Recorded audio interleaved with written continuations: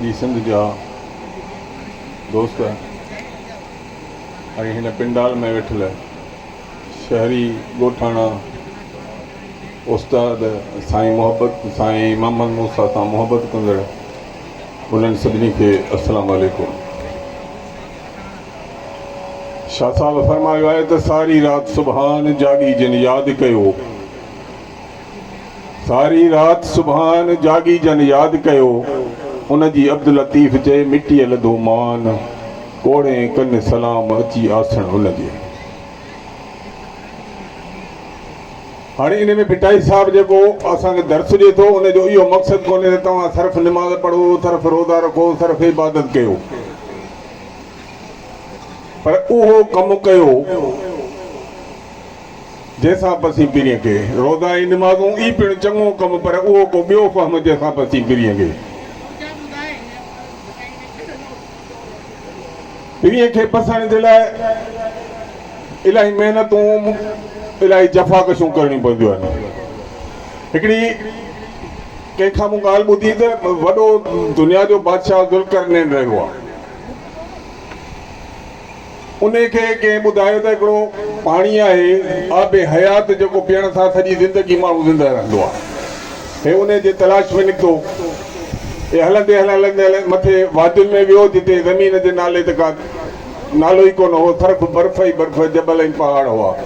उते हिन जा जेके दोस्त हुआ उन्हनि खे जेको आहे पंहिंजे तंबूअ में रही राति जो ईअं सोचींदे सोचींदे ईअं कुझु निकिरी वियो। अॻिते अॻिते निकिरंदे निकिरंदे निकिरंदे हिकिड़े तलाउ ते वञी बीठो ज़ुल्करनैन।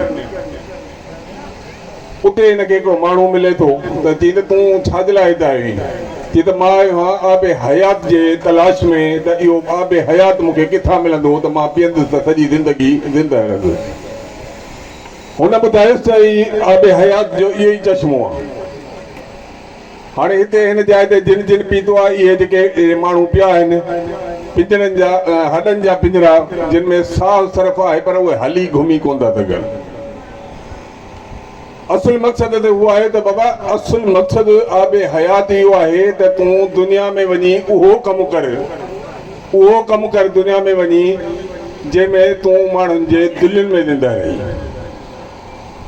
ऐं हुन उतां वापसि वरियो ऐं उहो ओभर खां ओलह ताईं, ॾखिण खां उत्तर ताईं हुन जेका महिनत कई उहो अॼु बि तव्हांखे ज़ुल्करनैन यादि हूंदो।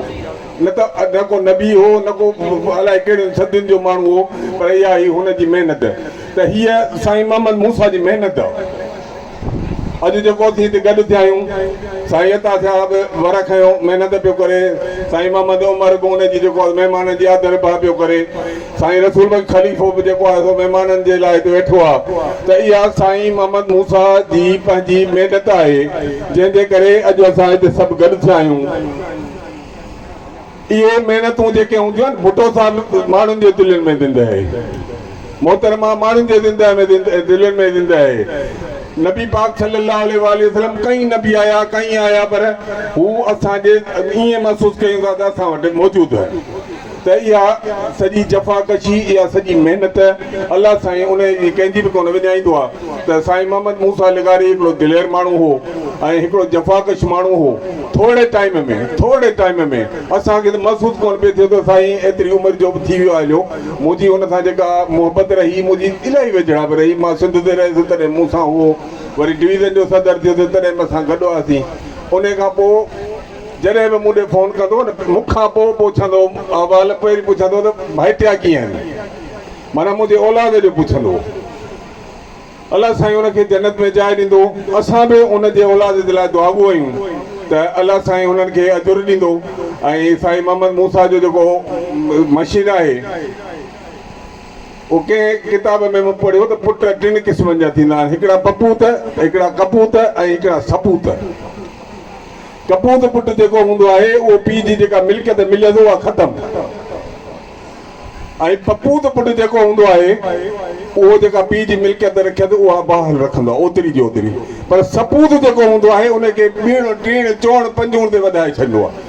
त त मूंखे उमेदु आहे, मां दुआ बि कयां थो त अलाह साईं हिननि खे हिमत ॾींदो साईं मोहम्मद मूसा जे पुटनि खे, उहे सबूत थींदा, हीअ जेके हिते माण्हू वेठा आहिनि इन्हनि खे वधाईंदा, इन्हनि सां राब्ता रखंदा, इन्हनि सां मुहबत कंदा।